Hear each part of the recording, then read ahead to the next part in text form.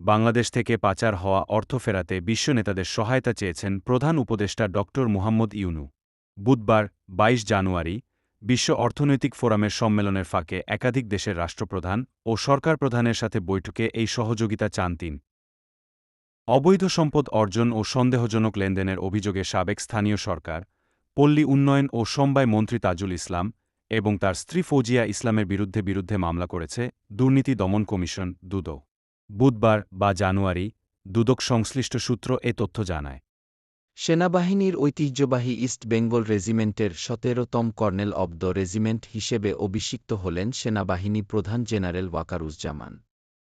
আজ বৃহস্পতিবার ২৩ জানুয়ারি সকালে চট্টগ্রাম সেনানিবাসে ঐতিহ্যবাহী ইস্ট বেঙ্গল রেজিমেন্টাল সেন্টারের শহীদ এম.আর. চৌধুরী প্যারেড গ্রাউন্ডে অভিষেক অনুষ্ঠানের মধ্য দিয়ে ইস্ট বেঙ্গল রেজিমেন্টের অভিভাবকত্ব গ্রহণ করেন সেনাপ্রধান।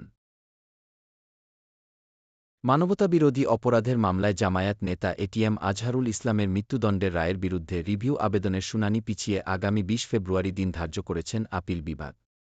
বৃহস্পতিবার ২৩ জানুয়ারি প্রধান বিচারপতি ড সৈয়দ রেফাত আহমেদের নেতৃত্বে ৪ বিচারপতির আপিল বেঞ্চ এ আদেশ দেন। বেঞ্চে এক বিচারপতি না থাকায় আদালত ভিডিওটি ভালো শুনানির লাগলে দিন একটি পিছিয়ে লাইক দেন। দিয়ে সাবস্ক্রাইব করে যান। ধন্যবাদ।